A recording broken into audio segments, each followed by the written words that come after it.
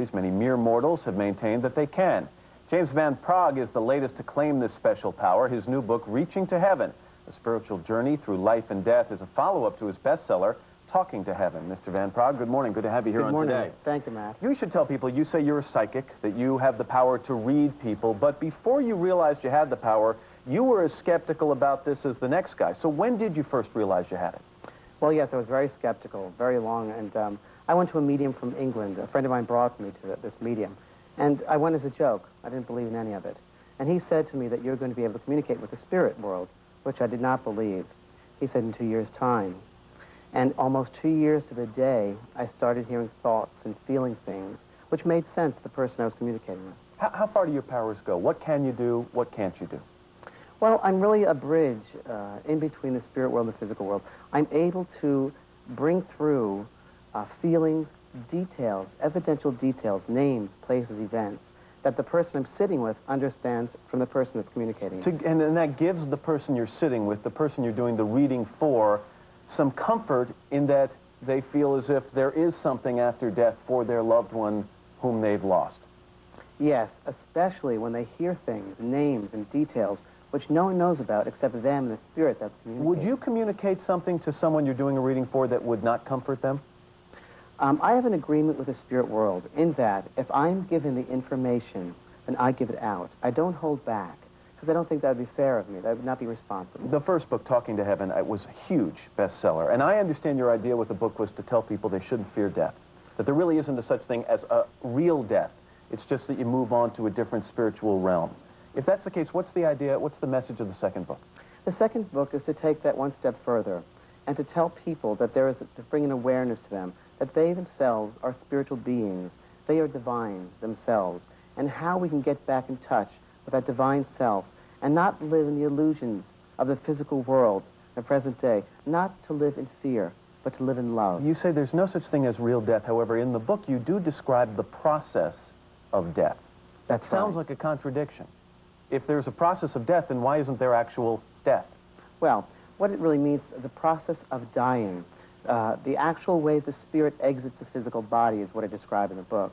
I describe, based on thousands of readings that I've done, the actual experiences, which throughout there's a common thread in that many times there will be family members and friends who passed over prior, who come to greet that person, to help them over, to help them to this new world.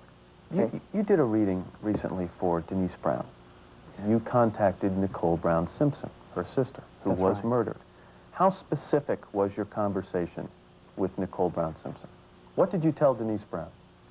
Well, as she came through, and others came through before before Nicole, Nicole mentioned specific things about the family, specific things about herself. One thing she mentioned, which was quite fascinating, I said, she's telling me she's with her child that died. Do you understand that? And she said, yes, she had a baby that died at birth. Now, no one knew that. And other specific details. Which would lead Denise Brown to believe truly that you were in contact. But Mr. Van Praagh, you're here with the interview of the century there. You know, did you ask Nicole Brown Simpson who killed her? It's not up to me to ask. It was up for Denise to ask, and she did not ask that question. We discussed it later on, but, you know... Why do you think she didn't want to know? Because I think she has her own belief about that.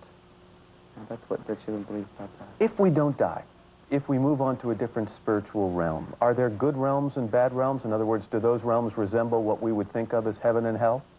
Well, you can use any idiom you'd like about heaven or hell. But really, in the Bible it says, my Father has a house with many mansions. And what that means, the various spiritual levels which exist. Now, you're good people on earth, there are bad people on earth. You will go to that level which you have created based upon your thoughts, your words, and your deeds. And you have your own self to be thankful for. If there's, though, a good realm and a bad realm, or a good level and a bad level, I've always wondered, what does it take to go to the bad level? I mean, if a guy lives his life and he's a good guy and he helps people, but a couple of years he, cheats on his tax returns, what percentage of people do you think go to the less than good realm? Well, again, depending upon how they live their life on the earth. There are good people here, there are bad people here. Some people don't respect life. Some people don't respect humanity. They will go to a different place than those that do good, or try to do good, to do the best that they can. Because here on this earth, this is our schoolroom. We can only do the best we can. We're not perfect. We try to do the best we can.